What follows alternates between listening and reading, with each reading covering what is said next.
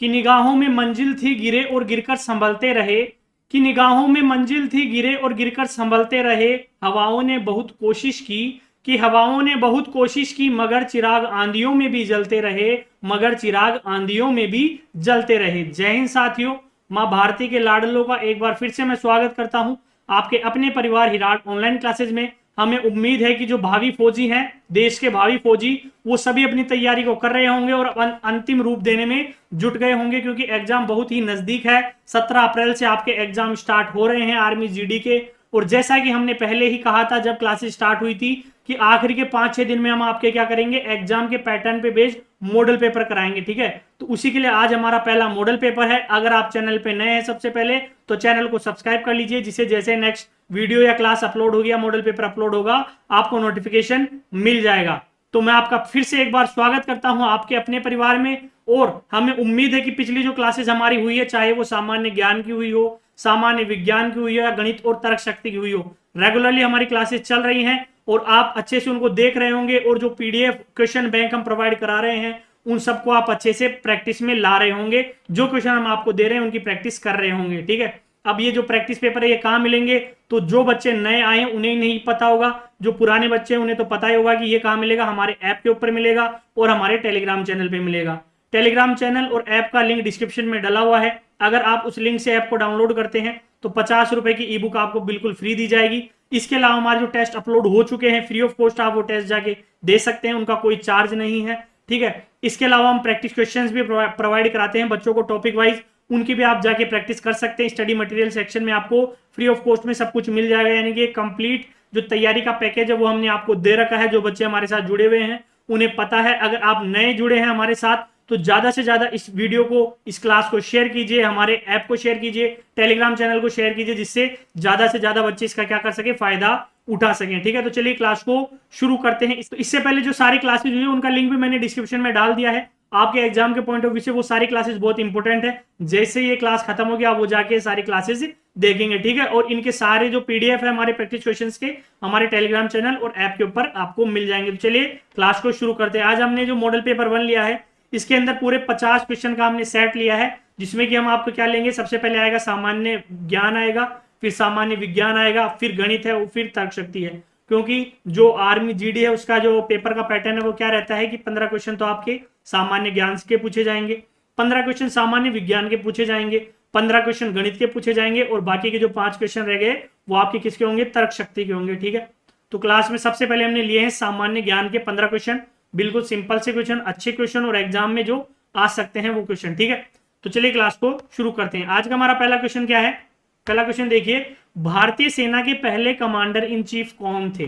तो मैं लगभग हर क्लास में ये बात आपको बोलता हूं कि पहला, आखिरी, सबसे बड़ा, सबसे छोटा, सबसे लंबा, ये सारे कॉम्पिटिशन एग्जाम के पॉइंट ऑफ व्यू से सारी चीजें क्या होती है, इंपॉर्टेंट होती है। तो देखिए भारतीय सेना के पहले कमांडर इन चीफ कौन थे, राजेंद्र सिंह, बिपिन सिंह रावत, के एम करियप्पा, या इनमें से कोई नहीं। तो वो कौन थे, के एम करियप्पा थे। ठीक है, कौन थे, के एम करियप्पा क्या थे, हमारे पहले कमांडर इन चीफ थे। भारत स्वतंत्र हुआ था उसके बाद पहले कमांडर इन चीफ यही बने थे।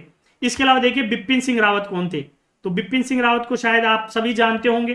ठीक है, जो नहीं जानता तो मैं बता दूं, भारत के पहले रक्षा प्रमुख थे। ठीक है, क्या थे, पहले रक्षा प्रमुख थे, कौन, बिपिन सिंह रावत। ठीक है, अब रक्षा प्रमुख क्या होता है, रक्षा प्रमुख होता है जो तीनों सेनाओं का प्रमुख होता है। ठीक है, थल सेना, वायुसेना और नौसेना, तीनों का जो प्रमुख होता है उसे क्या कहते हैं, रक्षा प्रमुख कहते हैं। ठीक है, तो ये क्या थे, भारत के पहले रक्षा प्रमुख बने थे। ठीक है, और ये कब बने थे ये भी इंपॉर्टेंट है, तो ये बने थे 31 दिसंबर 2019 को। कब बने थे, 31 दिसंबर 2019 को ये क्या बने थे, भारत के रक्षा प्रमुख नियुक्त किए गए थे। ठीक है, 2019 को। ठीक है, ठीक है, ये हो गए। तो रक्षा प्रमुख, इन्हें सीडीएस भी कहा जाता था। ठीक है, रक्षा प्रमुख होता है उसे क्या कहते हैं, सीडीएस कहते हैं। सीडीएस का मतलब क्या होता है, चीफ ऑफ डिफेंस। क्या होता है, चीफ ऑफ डिफेंस। ठीक है, क्या कहते हैं सीडीएस को, chief of defence. Full form भी पूछ लेता कभी कभी। ठीक है, सारी चीजें इंपॉर्टेंट है आपके लिए, चीफ ऑफ डिफेंस। ठीक है, इनकी मृत्यु कब हुई थी ये इंपॉर्टेंट है, इनकी मृत्यु हो चुकी है। ठीक है, बहुत ही दुख की बात है। तो कब हुई थी इनकी मृत्यु, तो मृत्यु हुई थी 8 दिसंबर 2021 को। कब हुई थी, 8 दिसंबर 2021 को।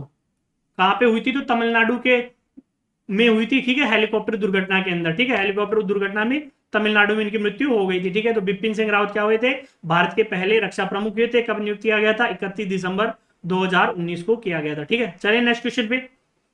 तो अगला क्वेश्चन है दूसरा, बिल्कुल सिंपल सा क्वेश्चन है, खजुराहो के मंदिर का निर्माण किन शासकों ने करवाया था। देखिए बहुत ही रहस्यमयी, सबसे भारत के सबसे रहस्यमयी मंदिर बताए जाते हैं खजुराहो के, तो उनका निर्माण कौन से शासकों ने करा था, परमार शासकों ने, चंदेल शासकों ने, प्रतिहार शासकों ने या चौहान शासकों ने। तो चंदेल शासकों ने करा था। ठीक है, चंदेल शासकों ने करा था। इन्होंने क्या करा था, 10वीं और 12वीं शताब्दी के मध्य क्या करा था, भारत पर क्या किया था, राज्य किया था। कब, 10वीं से 12वीं शताब्दी के बीच में। ठीक है, और तभी क्या करा था इन्होंने, खजुराहो के मंदिर की क्या करी थी, निर्माण कराया था। ठीक है, तुम्हारा राइट आंसर हो जाएगा, चंदेल के शासकों ने करवाया था खजुराहो के मंदिर का निर्माण। ठीक है, नेक्स्ट है, संसद के दोनों सदनों के संयुक्त अधिवेशन की अध्यक्षता करता है। बिल्कुल सिंपल, पॉलिटिकल साइंस का बहुत ही सिंपल क्वेश्चन है। दोनों सदनों की जो संयुक्त अधिवेशन की अध्यक्षता कर सकता है वो एक ही आदमी है, और वो कौन होता है, लोकसभा का अध्यक्ष होता है। ठीक है, कौन होता है, लोकसभा का अध्यक्ष होता है। और इस टाइम पे कौन है, ओम बिरला है। ठीक है, कौन है, ओम बिरला क्या है, हमारे लोकसभा अध्यक्ष है। ठीक है, ओम बिरला।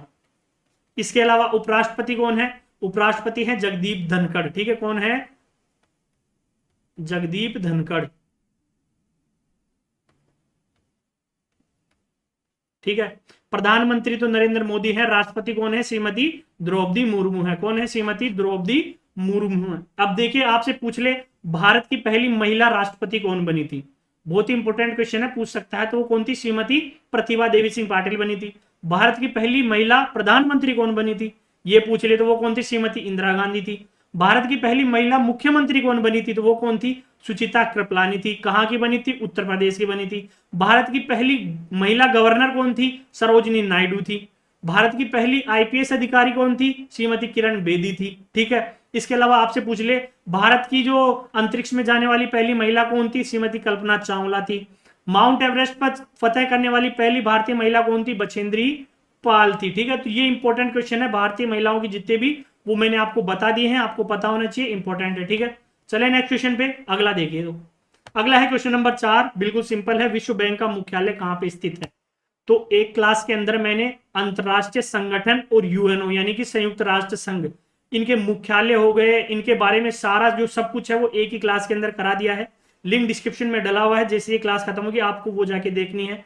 उसमें मैंने सारा बताया है, WHO, यूएनओ, टोटल चीजें मैंने आपको एक ही क्लास के अंदर बता दी है, तो वो जाके जरूर जरूर देखनी है। और यहाँ से सबसे ज्यादा चांस रहता है क्वेश्चन आने का। ठीक है, यहाँ से क्वेश्चन हर बार पूछता है वो, तो आप जाके वो क्लास जरूर देखिए। अब यहाँ पे हम बात करें, विश्व बैंक का मुख्यालय कहाँ पे है, वॉशिंगटन में है। ठीक है, कहाँ पे है, वॉशिंगटन में है। न्यूयॉर्क में क्या है, तो न्यूयॉर्क में यूएनओ यानी कि जो संयुक्त राष्ट्र संघ है, क्या है, संयुक्त राष्ट्र संघ का मुख्यालय है। ठीक है, संयुक्त राष्ट्र संघ, इसी का मुख्यालय कहां पे है, तो इसका मुख्यालय है न्यूयॉर्क के अंदर। ठीक है, यूएनओ का मुख्यालय। और हैग जो कि कहां पे है, नीदरलैंड में है। कहां पे है, नीदरलैंड के अंदर है। ठीक है, कहां पे है, नीदरलैंड में। और यहां पे क्या है, तो यहां पे है अंतरराष्ट्रीय जो न्यायालय है उसका मुख्यालय है। किसका, अंतरराष्ट्रीय न्यायालय का मुख्यालय है। ठीक है, अंतरराष्ट्रीय जो न्यायालय है इसका क्या है, मुख्यालय कहां पे है, हैग, नीदरलैंड के अंदर। ठीक है, और वॉशिंगटन के अंदर क्या है, विश्व बैंक का मुख्यालय है। ठीक है, बता दिया सब कुछ। न्यूयॉर्क में क्या है, यूनाइटेड नेशंस ऑर्गेनाइजेशंस का क्या है, मुख्यालय यानी कि संयुक्त राष्ट्र संघ का मुख्यालय है। और हैग नीदरलैंड में क्या है, अंतरराष्ट्रीय न्यायालय का मुख्यालय है। ठीक है, चले नेक्स्ट क्वेश्चन पे, अगला देखिए। तो अगला है, अमृतसर शहर की स्थापना 1577 ईस्वी में किसने करी थी। बिल्कुल सिंपल क्वेश्चन है। देखिए मैं वो क्वेश्चन लेके आया हूं जो एग्जाम में आ सकते हैं, पूछ सकते हैं, ज्यादा से ज्यादा चांस है जिनके। ठीक है, तो अमृतसर शहर किसने बताया था, गुरु रामदास ने बताया था, बसाया था। ठीक है, किसने, गुरु रामदास ने। ये क्या थे, चौथे गुरु थे। ठीक है, किसके, सिखों के क्या थे, चौथे गुरु थे। ठीक है, गुरु रामदास जी, इन्होंने क्या करा था, अमृतसर शहर की स्थापना करी थी। इसके साथ साथ स्वर्ण मंदिर की स्थापना भी इन्होंने ही करी थी। ठीक है, निर्माण स्टार्ट करवाया था स्वर्ण मंदिर का। ठीक है, किन्होंने कराया था, गुरु रामदास जी ने कराया था। ठीक है, और जो स्वर्ण मंदिर का कार्य पूर्ण हुआ था वो पूर्ण किसके समय हुआ था, गुरु अर्जुन देव जी। ये क्या थे, पांचवें गुरु थे। ठीक है, क्या थे, पांचवें गुरु थे सिखों के। ठीक है, क्या थे, पांचवें गुरु। और इसके समय क्या हुआ था, स्वर्ण मंदिर का जो निर्माण था वो पूर्ण हुआ था। गुरु नानक देव जी, इन्हें तो आप सब जानते हैं, गुरु नानक देव जी क्या थे, गुरु सिखों के पहले गुरु थे। ठीक है, क्या थे, पहले गुरु थे। और इन्होंने क्या करी थी, सिख धर्म की स्थापना करी थी। ठीक है, क्या करी थी, सिख धर्म की स्थापना करी थी, सिख धर्म की स्थापना करी थी, ठीक है। इसके अलावा गुरु अंगद देव जी, ये कौन थे? तो ये कौन थे? ये सिखों के दूसरे गुरु थे, ठीक है। क्या थे? दूसरे गुरु थे। इन्होंने क्या करा था? इन्होंने गुरुमुखी लिपि का आविष्कार किया था। क्या करा था इन्होंने? गुरुमुखी लिपि का आविष्कार किया था, ठीक है। कौन सी लिपि का? जो आप पढ़ते हो ना गुरुमुखी लिपि, इसका आविष्कार किन्होंने किया था? गुरु अंगद देव जी ने गुरुमुखी लिपि का आविष्कार किया था, ठीक है।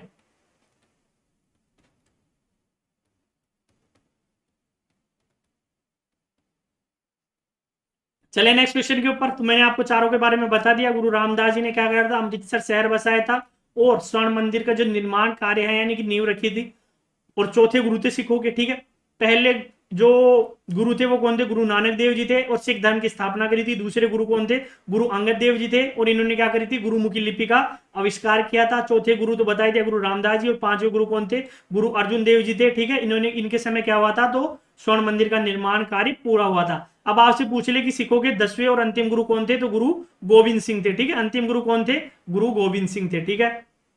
चले आगे, अगला है नेक्स्ट क्वेश्चन, बिल्कुल सिंपल। राष्ट्रीय विज्ञान दिवस कब मनाया जाता है? तो फिर से मैं आपको कहूंगा, ये क्लास भी मैंने एक के अंदर ही, एक क्लास के अंदर सारे जो राष्ट्रीय और अंतर्राष्ट्रीय दिवस हैं वो सारे कवर करा रखे हैं एक क्लास के अंदर। वो क्लास भी आपको जाके देखनी है। तो जो मैंने क्लासेस ली है वो मोस्ट इंपोर्टेंट टॉपिक ही आपको कराए हैं जहां से क्वेश्चन पूछा ही पूछा जाता है। तो देखिए, अंतर्राष्ट्रीय विज्ञान दिवस, अब जिस बच्चे ने मेरी क्लास देखी है वो तो फटाक से बता देगा कि 28 फरवरी को मनाया जाता है, राष्ट्रीय विज्ञान दिवस मनाया जाता है। अब हम बात करें 30 जनवरी को क्या मनाया जाता है? तो 30 जनवरी को मनाया जाता है शहीद दिवस। क्या मनाया जाता है? शहीद दिवस मनाया जाता है। क्यों मनाया जाता है? क्यों? गांधी जी की पुण्यतिथि के अवसर पर, ठीक है। 30 जनवरी को नाथूराम गोडसे ने गांधी जी के गोली मारकर हत्या कर दी थी, तो इसलिए क्या मनाया जाता है? शहीद दिवस मनाया जाता है, ठीक है। 15 जनवरी को क्या मनाया जाता है? ये आपको पता होना चाहिए। 15 जनवरी को मनाया जाता है थल सेना दिवस। क्या मनाया जाता है? थल सेना दिवस मनाया जाता है। सेना के जितने भी दिवस है वो सब आपको मुंह जबानी याद होनी चाहिए, ठीक है। मोस्ट इंपोर्टेंट रहता है आपके एग्जाम के लिए। अगर हम बात करें 10 दिसंबर को, तो यह मनाया जाता है अंतर्राष्ट्रीय मानवाधिकार दिवस। क्या मनाया जाता है? अंतर्राष्ट्रीय मानवाधिकार दिवस मनाया जाता है 10 दिसंबर को हर साल, ठीक है।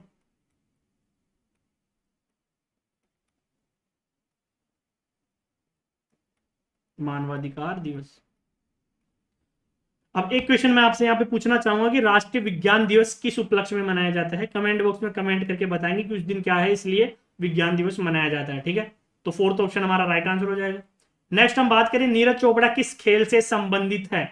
अब एक भी ऐसा बच्चा नहीं होगा जो नीरज चोपड़ा को नहीं जानता होगा और वो किस खेल से संबंधित है ये नहीं जानता होगा। वो किससे संबंधित है? भाला फेंक, इंग्लिश में क्या बोलते हैं? जेवलिन थ्रो, ठीक है। इंग्लिश में क्या बोलते हैं उसको? Javelin throw. इन्होंने क्या जीता था? तो टोक्यो ओलंपिक में गोल्ड मेडल जीता था। क्या जीता था? गोल्ड मेडल, यानी कि स्वर्ण पदक जीता था, ठीक है। इंडिया का गोल्डन बॉय कहा जाता है। अगर आपसे पूछ ले गोल्डन बॉय ऑफ इंडिया किसे कहा जाता है इस टाइम, तो नीरज चोपड़ा को कहा जाता है, ठीक है। क्रिकेट से हो गया तो जैसे सचिन तेंदुलकर, महेंद्र सिंह धोनी, विराट कोहली। सचिन तेंदुलकर को क्या कहा जाता था? मास्टर ब्लास्टर कहा जाता था, ठीक है। सुनील गावस्कर को क्या कहा जाता था? लिटिल मास्टर कहा जाता था, ठीक है। नेक्स्ट हम बात करें डिस्कस थ्रो, तो हमारे राजस्थान के हैं कृष्णा पूनिया जी, वो है क्या है? डिस्कस थ्रो की खिलाड़ी है। बैडमिंटन की बात करें हम तो साइना नेहवाल हो गई, ठीक है। भारत की बहुत बड़ी बैडमिंटन प्लेयर है, ठीक है। चले नेक्स्ट क्वेश्चन पे।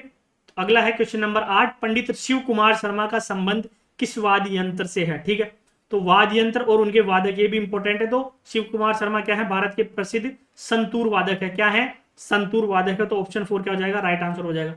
अगर सितार वादक की हम बात करें तो पंडित रविशंकर, भारत के क्या है? मशहूर सितार वादक है पंडित रविशंकर, ठीक है। सरोद की हम बात करें तो अमजद अली खान, भारत के क्या है? बहुत ही मशहूर सरोद वादक है अमजद अली खान, ठीक है। और तबला तो आप सबको बताने की जरूरत है ही नहीं, मैं हर क्लास में लगभग जहां पे क्वेश्चन आता है बताता ही हूं। कौन है? उस्ताद जाकिर हुसैन, ठीक है। उस्ताद जाकिर हुसैन क्या है? भारत के मशहूर क्या है? तबला वादक हैं, ठीक है। तो ये सारे हो गए। संतूर वादक पंडित शिव कुमार शर्मा, सितार वादक पंडित रविशंकर, सरोद वादक अमजद अली खान साहब और तबला वादक उस्ताद जाकिर हुसैन साहब, ठीक है। राइट आंसर हो जाएगा हमारा ऑप्शन 4। चलिए नेक्स्ट क्वेश्चन पे। अगला है क्वेश्चन नंबर 9, बुध ग्रह के कितने उपग्रह हैं? तो बुध ग्रह का एक भी उपग्रह नहीं है, ठीक है। एक भी उपग्रह है नहीं है, एक भी सैटेलाइट नहीं है बुध ग्रह की, ठीक है। तो हमारा राइट आंसर हो जाएगा ऑप्शन 4। नेक्स्ट क्वेश्चन, किस पहलवान ने एशियन खेलों में पहला गोल्ड मेडल जीता? अब देखिए अब तो बहुतों ने जीत लिया है, लेकिन सबसे पहले किसने जीता था? तो विनेश फोगाट ने जीता था, ठीक है, विनेश फोगाट ने जीता था। साक्षी मलिक ने कहां पे और कौन सा मेडल जीता था? कमेंट बॉक्स में कमेंट करके बताएंगे आप, ठीक है, साक्षी मलिक, ठीक है।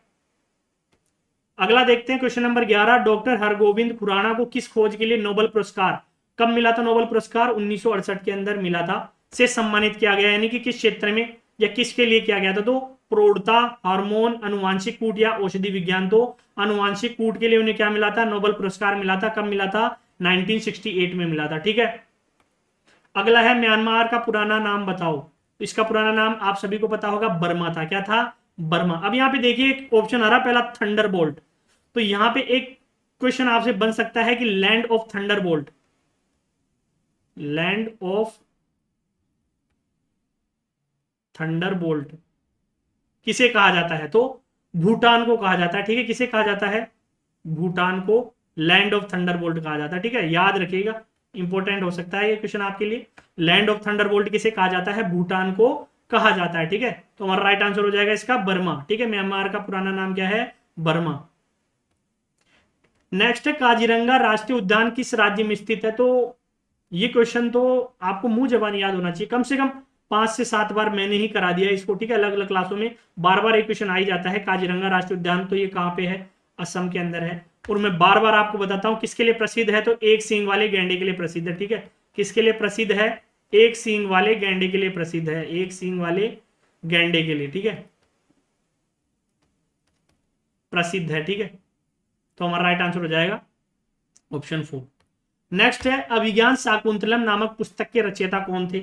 तो मैं आपको अभी 60 क्वेश्चंस की क्लासेस करा रहा हूं सामान्य ज्ञान की, उसके अंदर मैंने आपको हिंदी साहित्य, संस्कृत साहित्य, इसके अलावा कुछ पुस्तकें और उनके लेखकों के बारे में बताया था। इससे जो पिछली क्लास हुई थी उसका लिंक डिस्क्रिप्शन में डाला हुआ है अलग से, उसको आप जाके देख लिए। उसमें हम 60 क्वेश्चन करते हैं। उससे पहले कुछ छोटी मोटी चीजें, टॉपिक्स बताता हूं मैं आपको नोट्स के जरिए, जो इंपॉर्टेंट है आपके एग्जाम के पॉइंट ऑफ व्यू से, ठीक है। तो जो क्लासेस हमारी अब यूट्यूब पे आ रही हैं डेली का, उनको ज्यादा से ज्यादा देखिए, ज्यादा से ज्यादा शेयर कीजिए, क्योंकि वो आपके एग्जाम के मद्देनजर ही बनाई जा रही है, आपके लिए बहुत ही इंपॉर्टेंट है, ठीक है। तो अभिज्ञान शाकुंतलम किन्होंने लिखी थी? कालिदास ने लिखी थी, ठीक है। किन्होंने लिखी थी? कालिदास ने। हम बात करें गोस्वामी तुलसीदास ने, तो इन्होंने क्या लिखी थी? रामचरितमानस लिखी थी, ठीक है। क्या लिखी थी?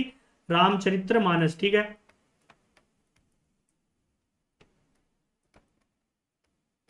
इसके अलावा हम बात करें, सूरदास जी ने लिखी थी सूरसागर। क्या लिखी थी? सूरसागर। वैसे तो बहुत लिखी थी, लेकिन जो प्रसिद्ध कृतियां हैं वही है सूरसागर। और महर्षि वाल्मीकि ने क्या लिखी थी? रामायण लिखी थी। क्या लिखी थी? रामायण लिखी थी, ठीक है। तो गोस्वामी तुलसीदास रामचरितमानस, सूरदास जी की सूरसागर, महर्षि वाल्मीकि रामायण, और अभिज्ञान शाकुंतलम किसने लिखी थी? कालिदास जी ने लिखी थी। तो राइट आंसर हो जाएगा ऑप्शन 3। चले नेक्स्ट पे। अगला है, मध्य प्रदेश का अमरकंटक किस नदी का उद्गम स्थल है? देखिए, तो किसका है? नर्मदा नदी का उद्गम स्थल है अमरकंटक। आप याद कर लीजिए, अमरकंटक नर्मदा, अमरकंटक नर्मदा, ठीक है। तो ये 15 क्वेश्चन किसके हैं? सामान्य ज्ञान के, यहाँ पे खत्म होते हैं। कंप्लीट 15 क्वेश्चन मैंने आपको करा दी। इसके अलावा कुछ एक्स्ट्रा बता दिया, तो वो भी आपके एग्जाम के पॉइंट ऑफ व्यू से इंपॉर्टेंट है, वहां से क्वेश्चन पूछ सकता है, ठीक है। उनमें से भी क्वेश्चन आ जाए तो आपको गलत नहीं करना है। अब अगले जो 15 क्वेश्चन लेंगे वो लेंगे सामान्य विज्ञान के, ठीक है। किसके होंगे 15 क्वेश्चन? सामान्य विज्ञान की। तो देखिए, पदार्थ की चतुर्थ अवस्था है, तो देखिए पहला अवस्था तो क्या होता है? ठोस, ये तो पहली हो गई। दूसरी होती है क्या? लिक्विड यानी कि तरल। तीसरी होती है कौन सी? गैस। और चौथी अवस्था होती है वो होती है प्लाज्मा। तो चौथी अवस्था कौन सी हो गई? प्लाज्मा होती है, ठीक है। तो राइट आंसर हो जाएगा ऑप्शन 3। नेक्स्ट है, वायु है। अब देखिए इसको ऐसे समझिए, वायु क्या है? वायु में एक एलिमेंट तो है नहीं, अलग अलग एलिमेंट होते हैं। जब एक से ज्यादा एलिमेंट मिलते हैं उसे क्या कहते हैं? मिक्सचर कहते हैं। क्या कहते हैं? मिक्सचर कहते हैं। इसमें क्योंकि वायु में क्या होती है? अलग अलग गैसें होती है, तो ये क्या है? एक मिश्रण है। तो ऑप्शन 3 क्या हो जाएगा? हमारा राइट आंसर हो जाएगा, ठीक है। अगला देखिए, आवृत्ति का मात्रक है, यानी कि फ्रीक्वेंसी का जो मात्रक है वो क्या है? तो मात्रक और विमाएं भी मैंने एक क्लास के अंदर, विमाएं आपके आती नहीं है, मैंने बताई थी वैसे, लेकिन मात्रक एक क्लास के अंदर ही करा रखे हैं, ठीक है। सामान्य विज्ञान की क्लास जाके देख लेना। तो आवृत्ति का मात्रक आप फटाक से बता दो कि सर हर्ट्ज होता है, ठीक है, एच जेड, ठीक है। क्या होता है? हर्ट्ज। और इसकी जो सिंबल होती है वो क्या होती है? एच जेड होती है, ठीक है। चले आगे। अगला क्वेश्चन देखिए, क्वेश्चन नंबर 19, पागल कुत्ते के काटने से कौन सी बीमारी होती है? मानव रोग एवं उनके उपचार, ये क्लास हमने ले रखी है। विषाणु जनित रोग, जीवाणु जनित रोग, बैक्टीरिया के सारे रोग, शॉर्ट ट्रिक्स सब कुछ मैंने करा रखा है, टीके हो गए, सब कुछ क्लास जाके आपको जरूर देखने। तो पागल कुत्ते के काटने से कौन सी बीमारी होती है? रेबीज बीमारी होती है। वायरस कौन सा होता है इसका?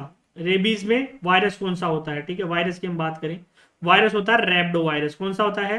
रैप्डो वायरस। ठीक है, अब यहाँ पे एक इंपॉर्टेंट चीज हो रहा है कि इसे एक और नाम से जाना जाता है। ठीक है, यानी कि जिन्हें रेबीज हो जाती है उन्हें हाइड्रोफोबिया भी कहते हैं। हाइड्रोफोबिया क्या कहते हैं? हाइड्रोफोबिया। हाइड्रोफोबिया को आप ऐसे समझिए कि उन्हें पानी से डर लगता है। ठीक है, क्या लगता है? पानी से डर लगता है, तो इसे हाइड्रोफोबिया कहते हैं। ठीक है, तो आपसे यह भी पूछ सकता है कि हाइड्रोफोबिया कौन सी बीमारी है? ठीक है, या हाइड्रोफोबिया किसके काटने से होती है? पागल कुत्ते के काटने से होती है, इसे रेबीज भी कहते हैं। ठीक है, तो आप याद रखिएगा हाइड्रोफोबिया। इसके अलावा हम बात करें मलेरिया की, तो मलेरिया किससे होता है? मादा एनाफेलीज मच्छर के काटने से होता है। ठीक है, किससे होता है? मादा एनाफिलीज मच्छर के काटने से होता है। ठीक है,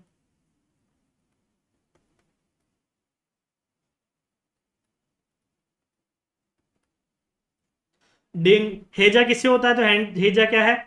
एक बैक्टीरियल रोग है। ठीक है, किससे होता है? एक बैक्टीरिया होता है जिसका नाम क्या है? सोल्मोनेला टाइफी। क्या है? सोल्मोनेला टाइफी, उससे होता है। ठीक है, हैजा, सोल्मोनेला टाइफी। ठीक है, बैक्टीरियल रोग है ये। इसके अलावा हम बात करें डेंगू किससे होता है, तो डेंगू होता है एडीज मच्छर से। ठीक है, किससे होता है? एडीज मच्छर के काटने से होता है। ठीक है, तो मलेरिया होता है मादा एनाफेलीज मच्छर के काटने से, डेंगू होता है एडीज मच्छर के काटने से, हैजा होता है एक वायरस होता है बैक्टीरियल, सॉरी बैक्टीरिया होता है एक, कौन सा? सोल्मोनेला टाइफी, जिससे क्या होता है? हैजा और टाइफाइड होता है। रेबीज होता है किससे? पागल कुत्ते के काटने से। कौन से वायरस से होता है? तो रैप्डो वायरस से, जिसे हाइड्रोफोबिया भी कहते हैं। तो राइट आंसर हो जाएगा ऑप्शन 4। ठीक है, चले आगे। अगला देखिए क्वेश्चन नंबर 20। बर्फ के दो टुकड़ों को आपस में दबाने पर टुकड़े आपस में चिपक जाते हैं क्योंकि दाब अधिक होने पर। तो आप देखेंगे जब भी मान लीजिए बर्फ है, तो बर्फ को हम दो गोल गोल गेंद बनाएंगे। ठीक है, टुकड़े होंगे, उनको हम क्या करेंगे? ऐसे चिपका के रखेंगे, प्रेशर ज्यादा लगाएंगे तो वो चिपक जाएंगे। ऐसा क्यों होता है? क्योंकि जैसे ही हम उन पे क्या करेंगे? प्रेशर लगाएंगे, तो उनका जो मेल्टिंग पॉइंट है वो घट जाता है। ठीक है, मेल्टिंग पॉइंट घट जाता है तो वो क्या होंगे? चिपक जाएंगे। तो यानी बर्फ का गलनांक घट जाएगा। ठीक है, गलनांक का मतलब होता है मेल्टिंग पॉइंट। क्या होता है गलनांक का मतलब? Melting point. ठीक है,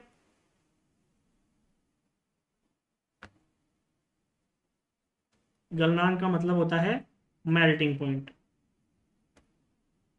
ठीक है, तो हमारा राइट आंसर हो जाएगा ऑप्शन सेकंड। ठीक है, चले आगे। अगला है पराश्रव्य तरंगे वे तरंगे हैं, यानी कि पराश्रव्य तरंगे कौन सी तरंगे हैं? जिन्हें मनुष्य सुन सकता है, जो उच्च वेग की है, जिन्हें मनुष्य सुन नहीं सकता है, जो उच्च आयाम की है। तो देखिए, पराश्रव्य तरंगों को मनुष्य कभी नहीं सुन सकता है। ठीक है, कभी नहीं सुन सकता है। इन्हें कौन सुन सकते हैं? तो इन्हें सुन सकते हैं कुत्ते, बिल्ली, इसके अलावा हम बात करें चमगादड़। ठीक है, ये सुन सकते हैं किनको? पराश्रव्य तरंगों को। ठीक है, कुत्ते, बिल्ली, चमगादड़, लेकिन मनुष्य नहीं सुन सकता है। ठीक है, तो ऑप्शन थर्ड क्या हो जाएगा? हमारा राइट आंसर हो जाएगा। अगला देखिए, मोमबत्ती का जलना कौन सा परिवर्तन है? एक बहुत ही डिफरेंट क्वेश्चन है ये, बच्चे बार बार कंफ्यूज होते हैं, इसको गलत करते हैं। ठीक है, तो मोमबत्ती का जलना कौन सा परिवर्तन है? भौतिक परिवर्तन, रासायनिक परिवर्तन, दोनों, या इनमें से कोई नहीं? तो भौतिक और रासायनिक दोनों ही परिवर्तन होते हैं मोमबत्ती का जलना। ठीक है, बहुत से बच्चे कंफ्यूज होते हैं, कंफ्यूज नहीं होना है। इसमें भौतिक परिवर्तन भी होता है और रासायनिक परिवर्तन भी होता है। ठीक है, तो दोनों का हमारा राइट आंसर क्या हो जाएगा? दोनों। ठीक है, अगला है विद्युत का सुचालक है। अब देखिए, बिल्कुल ये तो जनरल साइंस नहीं, आप कह लीजिए एक तरीके से इसको कॉमन सेंस का क्वेश्चन कहूंगा मैं। कांच विद्युत का सुचालक है, गुड कंडक्टर। कांच में से इलेक्ट्रिसिटी पास होती है क्या? नहीं होती, ये नहीं होगा। कागज में से होती है? नहीं होती। रबर में से होती है? नहीं होती। तो बचा तांबा, तो तांबा ही हमारा राइट आंसर हो जाएगा। यानी कि गुड कंडक्टर ऑफ इलेक्ट्रिसिटी कौन होता है? तांबा होता है, बाकी तीन नहीं होते हैं। ठीक है, डेली लाइफ में भी आप कर सकते हैं कंपेरिजन, कांच में, कागज में, रबर में इलेक्ट्रिसिटी पास नहीं होती है। ठीक है, नेक्स्ट कैमरे के लेंस को क्या कहते हैं इनमें से? देखिए, तो संग्राहक, नेत्रिका, अभिदृश्यक या अवतल। तो अभिदृश्यक। कैमरे के लेंस को क्या कहा जाता है? अभिदृश्यक लेंस कहा जाता है। ठीक है, अगला है अपवर्तन की क्रिया में प्रकाश तरंग का क्या नहीं बदलता है? मोस्ट इंपोर्टेंट क्वेश्चन है कि जब रिफ्रैक्शन होता है, अपवर्तन का मतलब होता है रिफ्रैक्शन। ठीक है, क्या होता है? रिफ्रैक्शन। तो जब रिफ्रैक्शन होता है तो इनमें से क्या नहीं बदलता? तरंग दैर्घ्य का मतलब होता है वेवलेंथ। ठीक है, क्या होता है? वेवलेंथ। आवृत्ति का मतलब होता है फ्रीक्वेंसी। वेग का वेलोसिटी, तीव्रता का इंटेंसिटी। तो देखिए, वेवलेंथ बदल जाती है, वेलोसिटी बदल जाती है, इंटेंसिटी बदल जाती है, लेकिन फ्रीक्वेंसी होती है वो कभी नहीं बदलती रिफ्रैक्शन की क्रिया के अंदर। ठीक है, यानी कि लाइट वेव की फ्रीक्वेंसी सेम रहती है, तो ऑप्शन सेकंड हमारा राइट आंसर हो जाएगा। ठीक है, नेक्स्ट है सबसे बड़ा और भारी स्तनधारी कौन सा है? ये तो बिल्कुल सिंपल है, ब्लू व्हेल होती है। ठीक है, आप अफ्रीकी हाथी या दरवाई घोड़ा इनमें से कोई नहीं लगा ना, ब्लू व्हेल क्या है? सबसे भारी स्तनधारी है। ठीक है, नेक्स्ट देखिए क्वेश्चन नंबर 27, शहद के लिए मधुमक्खियों के पालन को कहते हैं। अब देखिए यहाँ पे मैंने जानबूझ के ऐसा ऑप्शन लिया है, पिसिकल्चर, हनी कल्चर, एपीकल्चर, हीमिकल्चर। अब जो बच्चा थोड़ी सी जिसने इंग्लिश पढ़ी होगी तो उसने सुना होगा कि शहद को हनी कहते हैं। ठीक है, क्या कहते हैं? हनी। तो वो सोचेगा कि मधुमक्खी के पालन को क्या कहेंगे? हनी कल्चर कहेंगे, और वो सेकंड लगा देगा, जो कि गलत हो जाएगा। एपीकल्चर कहते हैं। ठीक है, मधुमक्खी के पालन को क्या कहते हैं? शहद के लिए मधुमक्खी के पालन को एपीकल्चर कहते हैं। तो मैं ऐसे ऑप्शन लेके आ रहा हूं कि हमको कंफ्यूज नहीं होना है। हनी मिलता जुलता है, टिक मार दिया, नहीं, कलर थोड़ी मिलाना है। ठीक है, तो मधुमक्खी के शहद के लिए मधुमक्खी के पालन को एपीकल्चर कहते हैं। ऑप्शन थर्ड हमारा राइट आंसर हो जाएगा। नेक्स्ट हम बात करें, रक्त का थक्का जमने के लिए आवश्यक विटामिन होता है। तो ये भी मैंने एक क्लास के अंदर विटामिन, उनसे कमी से होने वाले रोग, सब कुछ करा रखा है, जाके वो क्लास आप देख सकते हैं। तो विटामिन के, जो विटामिन के होता है वो थक्का जमने के लिए आवश्यक विटामिन है। इसी से हमारे ब्लड में क्या होता है? क्लोटिंग होती है। ठीक है, थक्का का मतलब होता है क्लोटिंग। ठीक है, विटामिन के की कमी हो जाएगी तो क्लोटिंग होना कम हो जाती है। ठीक है, अगला है क्वेश्चन नंबर 29, निम्नलिखित में से कौन सा कोशिका का शक्ति ग्रह कहलाता है? देखिए, पावर हाउस। शक्ति ग्रह का मतलब क्या होता है? पावर हाउस कहलाता है, जहां से उसे शक्ति मिलती है, और वो होता है माइटोकॉन्ड्रिया। क्या होता है? माइटोकॉन्ड्रिया। ठीक है, एक क्वेश्चन मैं आपसे यहां पे पूछता हूं कि आत्मघाती थैली किसे कहा जाता है? क्वेश्चन आपके लिए, कमेंट बॉक्स में आप कमेंट करके बताएंगे। ठीक है, अब है लास्ट क्वेश्चन सामान्य विज्ञान का, बक्साइट धातु का अयस्क। तो धातु और धातु के अयस्क भी एक क्लास में मैंने करा रखे हैं। धातु और धातु की एक अलग क्लास है और उसके अयस्कों की एक अलग क्लास है, जाके देखिए, वहां पे आपको सारे अयस्कों के बारे में कंप्लीट इंफॉर्मेशन मिल जाएगी। तो बक्साइट किसका होता है? एल्यूमिनियम का अयस्क होता है। ठीक है, इसके अलावा इसका टेस्ट अपलोड हो चुका है हमारे ऐप के ऊपर।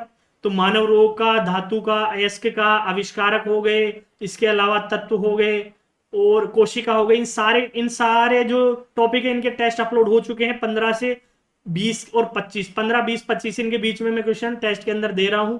इसके अलावा डेली का एक टॉपिक जो हमारा क्विज होता है उसमें मैं देता हूं, जिसमें कि 15 क्वेश्चन मैं टेलीग्राम चैनल पे डालता हूं। तो कंप्लीट तैयारी हो रही है। अगर आप अभी तक हमसे नहीं जुड़े हैं, जुड़ जाइए और ज्यादा से ज्यादा वीडियो को शेयर कीजिए अपने दोस्तों के साथ जो तैयारी कर रहे हैं। तो अंतिम समय में, क्योंकि अब क्या है, ज्यादा से ज्यादा प्रैक्टिस क्वेश्चंस की जरूरत है, तो वो हम आपको दे रहे हैं। ठीक है, कोई चार्ज नहीं है, बिल्कुल फ्री ऑफ कॉस्ट है। ठीक है, आपके लिए, जो फौजी भाई हैं उनके लिए। ठीक है, अब हमारे 15 क्वेश्चन आएंगे किसके? गणित के। ठीक है, 15 क्वेश्चन गणित के। तो देखिए, पहला क्वेश्चन क्या है?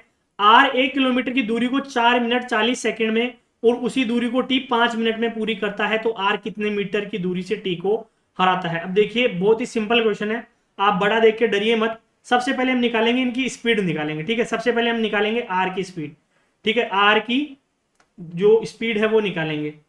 आर की स्पीड, तो स्पीड क्या होता है? स्पीड का फॉर्मूला डिस्टेंस अपॉन टाइम। अरे यही होता है ना, गति का सूत्र क्या होता है? दूरी बटा समय। क्या होता है? दूरी बटा समय, यही होता है। अब देखिए उसकी 1 किलोमीटर की, और वो पूछ रहा है कितने मीटर से, तो हम 1 किलोमीटर को मीटर में बदलेंगे तो 1 किलोमीटर बराबर होता है 1000 मीटर। 1000 बटा 4 मिनट 40 सेकंड, तो या तो मिनट में रखेंगे या सेकंड में। अगर मीटर में ले रहे हैं तो सेकंड में लेना होगा। तो 4 मिनट, 1 मिनट में 60 सेकंड, तो 4 × 60 प्लस 40 सेकंड और दे रखा है। ठीक है, ये कितना हो जाएगा? 1000 बटा 6 चौके 24 और 40 280 हो गया। ठीक है, इसको 1 0 से 1 0 काट गया। 100 बटा 28 को हम काटेंगे तो क्या हो जाएगा? 50 बटा 14। फिर उसको काटेंगे तो 25 बटा 7, क्या जाएगा? 25 बटा 7 मीटर पर सेकंड। ठीक, क्या आ गया? 25 बटा 7 मीटर पर सेकंड आर की स्पीड आ गई। ठीक है, अब हम बात करेंगे टी की स्पीड क्या थी भाई? तो टी क्या कर रहा है? 1 किलोमीटर यानी कि 1000 मीटर को 5 मिनट में पूरी कर रहा है। तो 6 पंजे 30, 5 × 60 करेंगे हम। अब यहां से काट लीजिए इसको, 1 0 से 1 0 काट लीजिए। ठीक है, 5 × 5 20 पंजे 100।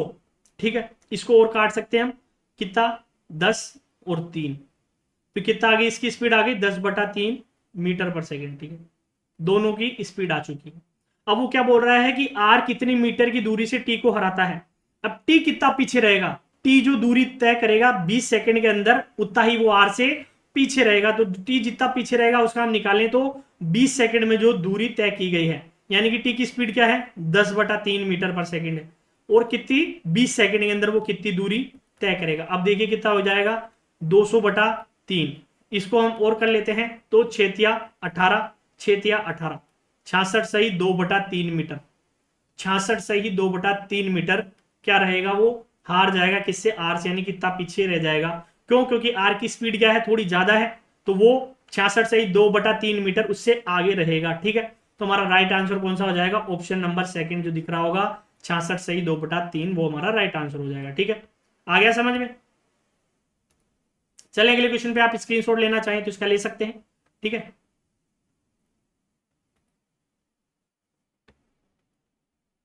अगला देखिए क्वेश्चन नंबर 32। यदि एक समलंब चौकोन का क्षेत्रफल 500 वर्ग सेमी है तथा इसके दो समांतर भुजाओं की लंबाई क्रमशः 15 सेंटीमीटर और 25 सेंटीमीटर है, तो दोनों समांतर भुजाओं के बीच की दूरी ज्ञात करें, यानी कि हाइट हमें क्या करनी है, ज्ञात करनी है। तो देखिए समलंब का जो एरिया होता है वो क्या होता है, समलंब का जो क्षेत्रफल होता है वो होता है 1/2। ठीक है, 1/2 और समांतर भुजाओं की लंबाइयों का क्या है, योग। ठीक है, यानी कि सम ऑफ पैरेलल साइड्स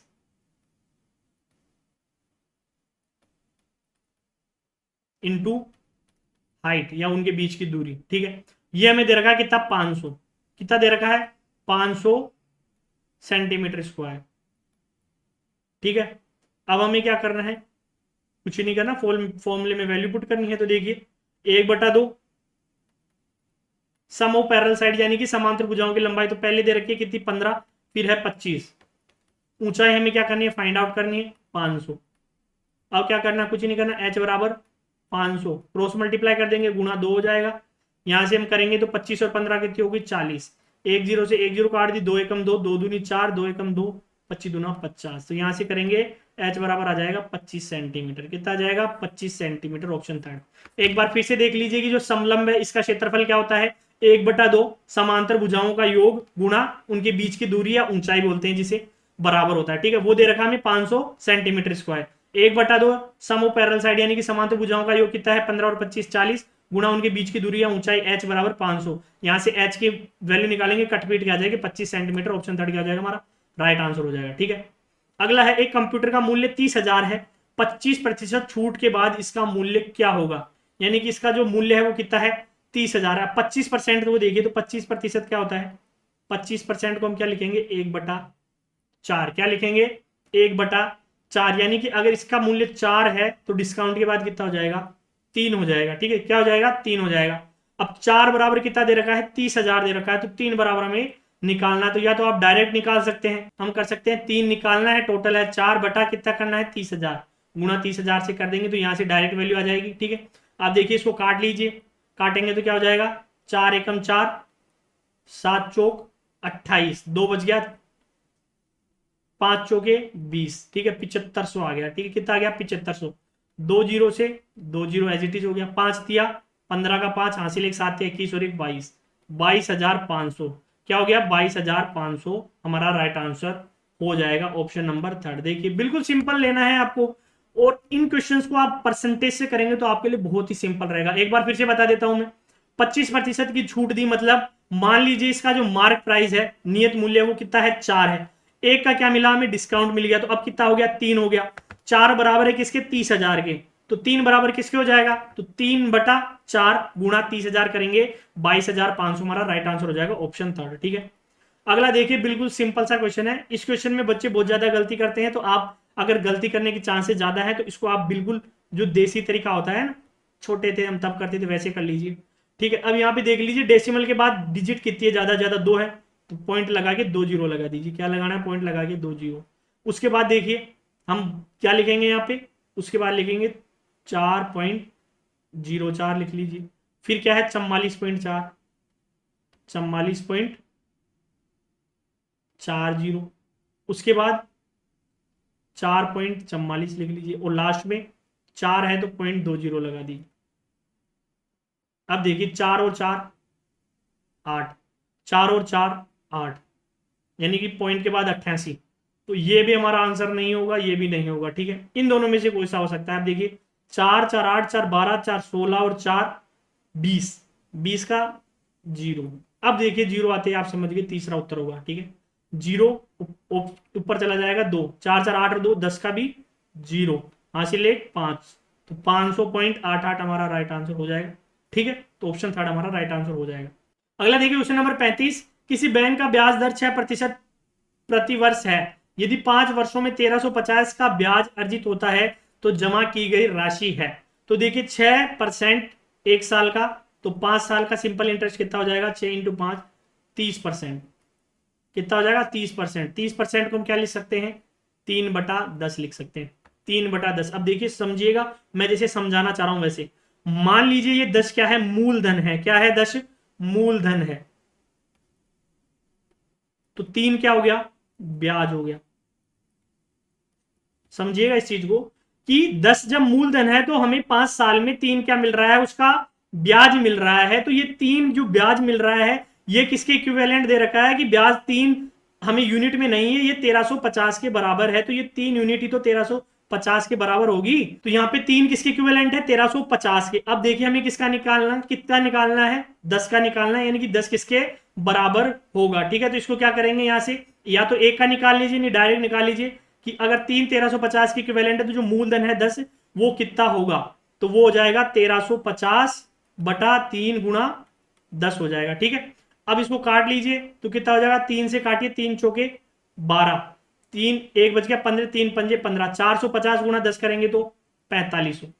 ये लीजिए आंसर आ गया 4500, हमारा राइट आंसर हो जाएगा। बिल्कुल सिंपल मेथड में एक बार फिर से सुन लीजिए, मैं बता रहा हूं आपको दोबारा कि किसी बैंक का ब्याज दर 6% प्रति वर्ष है, तो 5 वर्षों में 1350 का ब्याज मिल रहा है।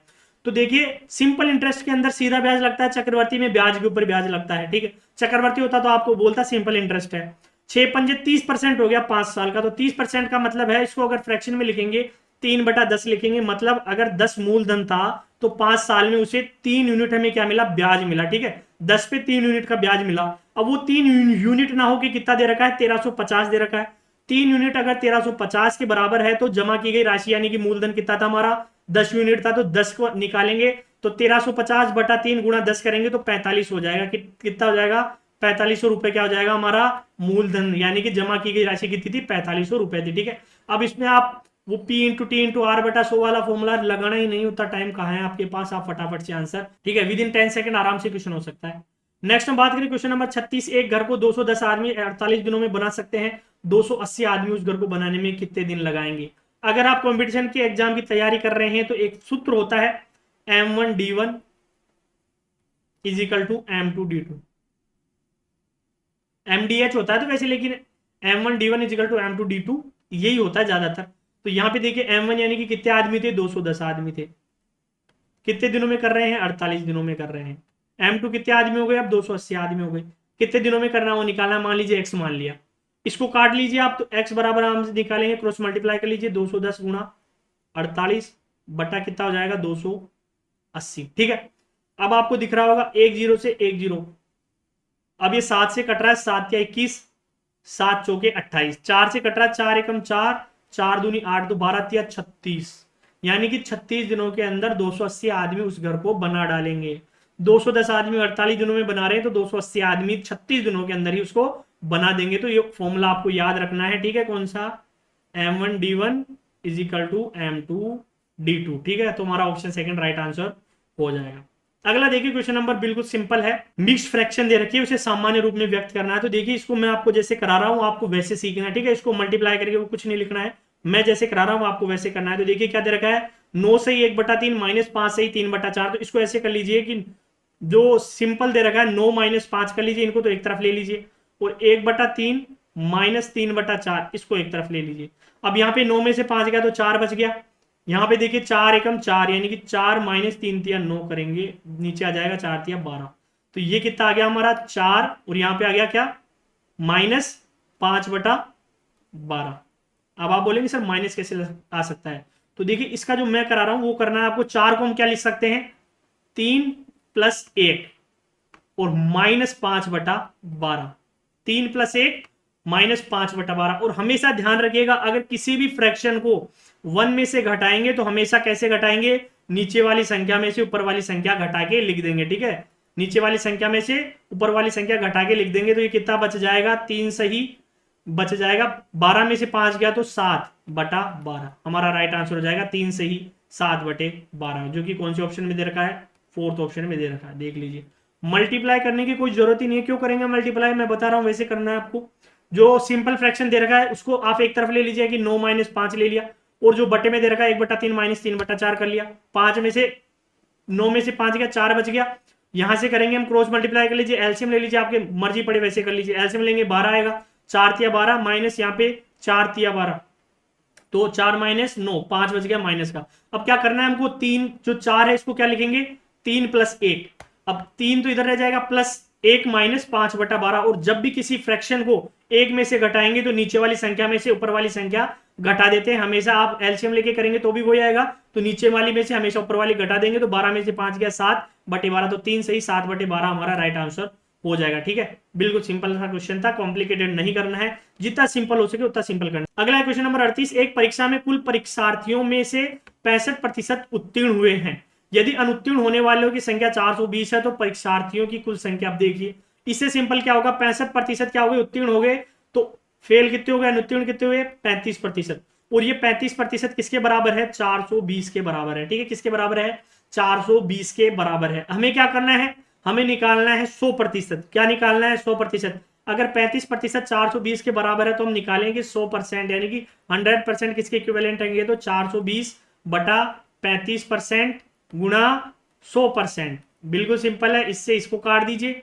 यहां से काट लीजिए, 7 से कट रहा है, 7 पंजे 35, 7 छिके 42, 5 एकम 5, 12 पंजे 60, 12 इंटू 100 करेंगे 1200। ये लीजिए ऑप्शन सेकंड।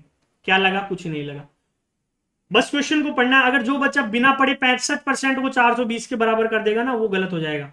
वो बोल रहा है कि 65% तो उत्तीर्ण हो गए, लेकिन संख्या दे रखी है अनुत्तीर्ण की, तो 65% उत्तीर्ण हो गए तो 35% अनुत्तीर्ण हो गए, वो 35% किसके बराबर, 420। 100% हमें निकालना है, डायरेक्ट कर देंगे काट पीट के, 1200 हमारा राइट आंसर हो जाएगा। ठीक है, क्वेश्चन नंबर 39 है, लगातार 5 संख्याओं का औसत 20 है तो इनमें बड़ी संख्या कौन सी होगी। अब इसको दो तरीके से कर सकते हैं।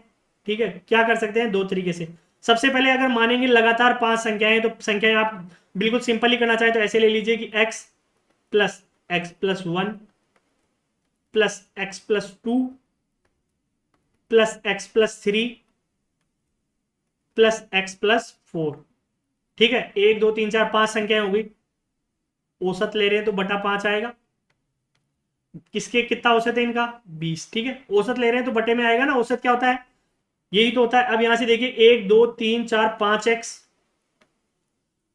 प्लस, सब में प्लस है तो 4 और 3 7 और 9 और 1 10, ये 10/5 किसके बराबर है, 20 के। ठीक है, इसको इधर ले जाइए, यहां से 5 कॉमन ले लीजिए, आपकी जैसी मर्जी पड़े आप वैसे कर दीजिए। मान लीजिए मैं यहां से कॉमन निकाल रहा हूं, क्या 5 कॉमन निकाल लिया, तो ये जाएगा x+2 बटे में 5 है, बराबर किसके है, 20 के है। 5 से 5 कैंसिल आउट हो गया, यहां से इंप्लाइज दैट x बराबर कितना हो जाएगा, 20 - 2, उधर प्लस का है, अगर पक्षांतरण करेंगे तो क्या होते हैं, चिन्ह बदल जाते हैं, तो x बराबर आ गया क्या, 18। अब यहां से देख लीजिए x बराबर 18 आ गया, हमें x ही तो चाहिए था। अब वो क्या बोल रहा है, तो इनमें सबसे बड़ी संख्या क्या होगी, अब देखिए सबसे बड़ी संख्या क्या है, ये x। अगर 18 लगा देंगे तो वैसे ऑप्शन में दे नहीं रखा, अगर दे दो तो आपको गलत नहीं करना है। उसने बोला सबसे बड़ी संख्या, तो सबसे बड़ी संख्या x नहीं है, सबसे बड़ी संख्या है x+4, यानी कि 18 + 4 करेंगे हम तो क्या हो जाएगा, 22। ये हमारा राइट आंसर होगा। ठीक है, कौन सा, 22, तो ऑप्शन 4 क्या हो जाएगा, हमारा राइट आंसर हो जाएगा। ठीक है, एक तरीका तो ये है। दूसरा तरीका और ले सकते हैं आपकी, सबसे छोटी और सबसे बड़ी संख्या का क्या ले लीजिए, आप योग ले लीजिए। मान लीजिए सबसे छोटी x है, सबसे बड़ी क्या है, x+4 होगी, बटा कर देंगे 2, किसके बराबर हो जाएगी, ये 20 के बराबर हो जाएगी। ठीक है, अब देख लीजिए यहाँ पे क्या हो गया, ये हो जाएगा 2x + 4 बराबर कितना हो गया, 40 हो गया। ठीक है, यहां से हम करेंगे तो ये कितना हो जाएगा, 2x बराबर 36 हो जाएगा, x बराबर आ जाएगा 18। तो कैसे भी निकाल सकते हैं, ये भी एक मेथड होता है, सबसे बड़ी और सबसे छोटी संख्या का औसत लेके भी आप इसको कर सकते हैं। तो आपके जैसी मर्जी पड़े आप वैसे इसको कर सकते हैं। ठीक है, बिल्कुल सिंपल सा था, मैंने आपको 2 मेथड से करा दिया है। ठीक है, चले नेक्स्ट क्वेश्चन पे। अगला है क्वेश्चन नंबर 40, बिल्कुल सिंपल सा है। यदि क्रय मूल्य 80 है और मुनाफा 20% है तो विक्रय मूल्य निकालना है। अब देखिए फिर से प्रतिशत, प्रतिशत के क्वेश्चन मुझे बहुत ही सिंपल और प्यारे लगते हैं। तो 20% लाभ है।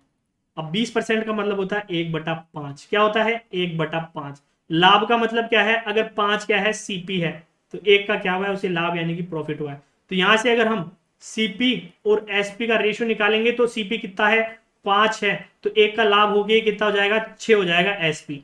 अब उसका क्रय मूल्य यानी कि सीपी किसके बराबर है, 5 के बराबर है, ठीक है, और वो कितना दे रखा, 80 रुपए। तो अगर 5 यूनिट किसके बराबर है, 80 रुपए के बराबर है, तो एक यूनिट यहां से निकाल सकते हैं हम, किसके बराबर हो गया, 16 रुपए के बराबर हो गया। एसपी कितना है, 6, तो 6 इंटू 16 करेंगे तो 16 की 96 रुपए हो गए, ठीक है, डायरेक्ट सिंपल कितने हो गए, 96 रुपए हमारा राइट आंसर हो जाएगा। बिल्कुल परसेंटेज से करना है, बेसिक से करना है, बहुत ही सिंपल मेथड है। एक बार फिर से बताता हूँ, 20% दे रखा है, 1/5 लाभ हुआ है, तो 5 से 6, सीपी 5 है तो एसपी 6 होगा। 5 हमें दे रखा है 80 रुपए के बराबर, एक अनुपात हो जाएगा 16 रुपए के बराबर, एसपी है 6 अनुपात 16 इंटू 6 करेंगे 96 राइट आंसर हो जाएगा, ठीक है। तो देखिए क्वेश्चन नंबर 41 है, 54 किलोमीटर प्रति घंटा की गति से चलती हुई एक 120 मीटर लंबी रेलगाड़ी एक बिजली के खंभे को कितनी समय में पार कर जाएगी, यानी कि वो अपनी ही दूरी को कितने समय में तय करेगी, ठीक है, बिजली का खंभा तो वहीं रहेगा, तो वो अपनी ही दूरी को तय कर रही है। तो देखिए इसको निकालेंगे, तो सबसे पहले तो सेकंड में आंसर दे रखा है, यहाँ पे 120 मीटर दे रखा है, जबकि स्पीड दे रखी है किलोमीटर प्रति घंटा में, तो इसको मीटर पर सेकंड में करेंगे, तो 54 इंटू क्या करेंगे, 5/18 करेंगे, ठीक है, तो ये हो जाएगा 18 तिया 54, यानी कि स्पीड क्या है उसकी, 15 मीटर पर सेकंड, क्या है, 15 मीटर पर सेकंड, स्पीड आ गई 15 मीटर पर सेकंड। अब देखिए उसने क्या पूछा है, टाइम, तो आपको पता होना चाहिए कि स्पीड क्या होती है, यानी कि गति क्या होती है, वो होती है डिस्टेंस अपॉन टाइम, यानी कि दूरी बटा समय, क्या होती है, दूरी बटा समय होती है, ठीक है। हमें क्या पूछा है, अब समय पूछा, तो इसको हम क्या कर सकते हैं, समय क्या हो जाएगा, समय हो जाएगा दूरी बटा चाल, यानी कि स्पीड, डिस्टेंस अपॉन स्पीड। तो देखिए यहां से क्या कर सकते हैं हम, डिस्टेंस कितना दे रखा है, 120 मीटर दे रखा है, स्पीड हमने क्या लिखी है, 15 मीटर पर सेकंड, 15 8 120 यानी कि 8 सेकंड, 8 सेकंड, यानी कि फोर्थ ऑप्शन राइट आंसर हो जाएगा। बिल्कुल सिंपल सा है, ठीक है, कुछ ही आपको कलाकारी नहीं करनी है, उसने जैसे क्वेश्चन बोला है वैसे आंसर निकालना है, तो ऑप्शन 4 राइट आंसर हो जाएगा। अगला है क्वेश्चन नंबर 42, एक गोले का पृष्ठीय क्षेत्रफल कितना है, 3844 पाई वर्ग सेंटीमीटर है, तो इसकी त्रिज्या होगी। अब आपको गोले का क्या क्षेत्रफल का पता होना चाहिए, तो गोले का क्षेत्रफल क्या होता है, वो होता है 4 पाई आर स्क्वायर, क्या होता है 4 पाई आर स्क्वायर, वो किसके बराबर दे रखी है, 3844 पाई के बराबर, पाई से पाई कैंसिल आउट हो गया, इंप्लाइज दैट यहां से हमें आर स्क्वायर निकालना है, तो 3844 बटा क्या हो जाएगा 4, इसको काट लीजिए, 4 से कट रहा है, ये कितना कटेगा, ये कटेगा 9 चौके 36, 2 बच गया, ठीक है, 6 चौके 24, एक 961, और आप सभी को पता है 961 किसका होता है, वर्ग, अगर हम निकालेंगे यहां से तो ये 961 आ गया, और यहां से अगर इंप्लाइज दैट आर निकालते हैं तो 961 का वर्ग। अब मैंने और सर ने आपको हर बार बोला है कि आपको वर्ग और घन पता होनी चाहिए, तो 961 होता है 31 का वर्ग, तो 31 सेंटीमीटर हमारा राइट आंसर हो जाएगा ऑप्शन फर्स्ट, यानी कि इसकी त्रिज्या कितनी होगी, 31 सेंटीमीटर होगी, ठीक है। अगला देखिए बिल्कुल सिंपल सा क्वेश्चन है, क्वेश्चन नंबर 43 कि 994 इंटू 1006 क्या होगा। अब देखिए इसको कैसे कर सकते हो, तो देखिए इसका एक फॉर्मूला मुझे तो दिख रहा है, आपको भी दिख रहा होगा, ठीक है, क्या लिख सकते हैं, 994 को 1000 माइनस 6 लिख सकते हैं, ठीक है, क्या लिख सकते हैं 1000 माइनस 6, और 1006 को तो लिख ही सकते हैं क्या, 1000 प्लस 6, एक फॉर्मूला बताया होगा सर ने आपको, मैंने भी बताया होगा, क्या ए स्क्वायर माइनस बी स्क्वायर का क्या होता है, वो होता है ए प्लस बी और ए माइनस बी, क्या होता है ए प्लस बी गुणा ए माइनस बी, तो यही हो रहा है यहाँ पे ए प्लस बी ए माइनस बी, तो ये क्या हो जाएगा ए स्क्वायर माइनस बी स्क्वायर, ए स्क्वायर का मतलब 1000 का स्क्वायर, बी स्क्वायर का मतलब 6 का स्क्वायर। अब देखिए 1000 का स्क्वायर मतलब एक के आगे 3 और 3 6 जीरो, 1 2 3 4 5 6 जीरो, ठीक है, माइनस करना है 36, कितना करना है 36, तो यहाँ पे 36 लिख लीजिए, 10 में से 6 गया 4 बचा, 9 में से 3 गया 6 बचा। अब यहाँ पे देखिए 1 2 3 4 बार 9 आएगा, 1 2 3 4, यानी कि 99 99 64, क्या 99 99 64, यहाँ पे 3 9 है, यहाँ पे 3 9 है, यहाँ पे 2 9 है, यहाँ पे 4 9 है, 99 99 64, तो देखिए बिल्कुल सिंपल हो गया ना क्वेश्चन। अब आप इनको मल्टीप्लाई करेंगे तो बहुत टाइम लगेगा, इसलिए बोल रहा हूँ कि फॉर्मूला बेस्ड क्वेश्चन करोगे ना तो बहुत ही सिंपल होगा, थोड़ा सा कॉमन सेंस लगा के।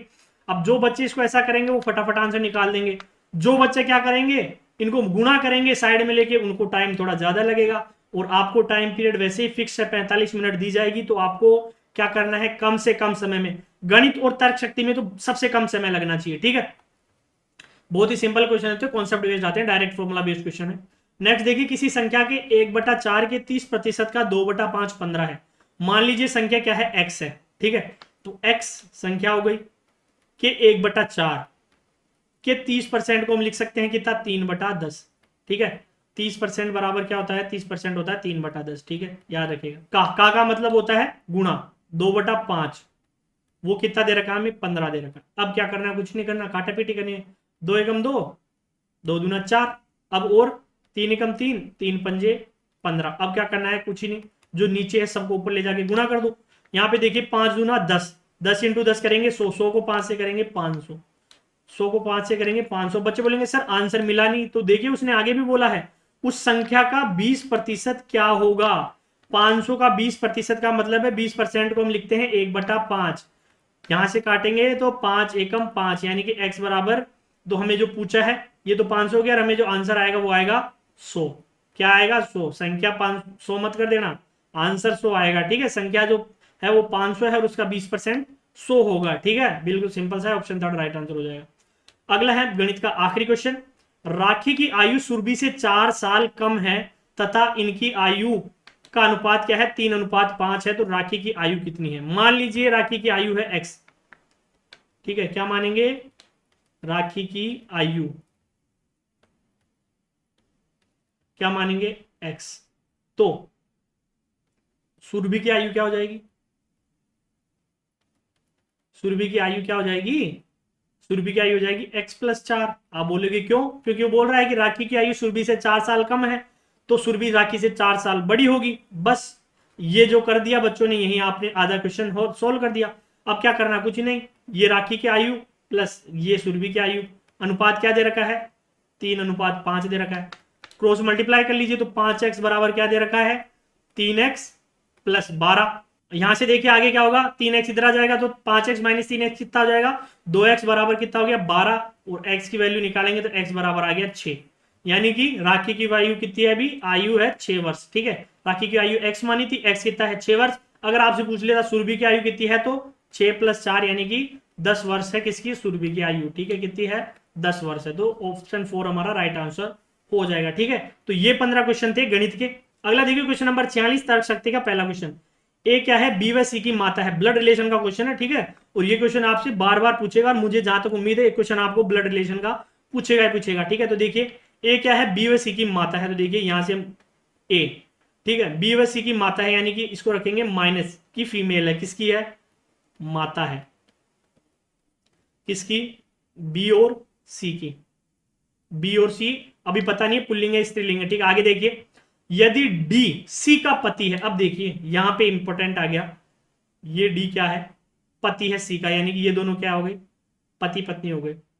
प्लस का मतलब है मेल, माइनस का मतलब है फीमेल, ये क्या है, पति पत्नी है, ठीक है। फिर आगे पूछा तो ए डी के लिए क्या है, अब देख लिए डी और ए का संबंध बिल्कुल सिंपल हो गया ये तो। पत्नी की मां क्या कहलाती है, सास कहलाती है, क्या कहलाती है, सास कहलाती है, ठीक है। तो ऑप्शन 4 हमारा क्या हो जाएगा, राइट आंसर हो जाएगा, यानी कि ए डी की क्या है, सास है, ठीक है। ऑप्शन 4 बहुत ही सिंपल सा दे दिया। अगला है, अब इसमें तो मैं आपको क्या ही बोलूं, वर्ग याद कर रखे हैं तो फटाफट आ जाएगा। 25 का वर्ग कितना होता है, 625, तो 225 किसका वर्ग होता है, 15 का होता है, ठीक है। किसका होता है, 15 का, तो ऑप्शन 3। अगला है, यदि मैं दक्षिण की ओर मुंह करके सिर के बल खड़ा होता हूं तो मेरा दायां हाथ किस दिशा की ओर इंगित करेगा। अब देखिए डायरेक्शन का क्वेश्चन जब भी करें तो आप क्या कर लीजिए, एक बार डायरेक्शन को देखिए, ये क्या होता है, पूर्व होता है, ये क्या होता है, पश्चिम होता है, ये क्या होता है, उत्तर होता है, ये क्या होता है, दक्षिण होता है, ठीक है। अब वो क्या बोल रहा है, मैं दक्षिण की ओर मुंह करके, तो यानी कि ये कैसे है, इधर मुंह है इसका, दक्षिण की ओर मुंह करके सीधा खड़ा रहता है। मान लीजिए पहले सीधा खड़ा रहेगा तो उसका बायां हाथ किधर होगा, ठीक है। अगर वो दक्षिण की ओर मुंह करके सीधा खड़ा रहेगा तो उसका जो दायां हाथ है वो किधर होगा, पश्चिम की तरफ होगा ना, किधर होगा, पश्चिम की तरफ होगा।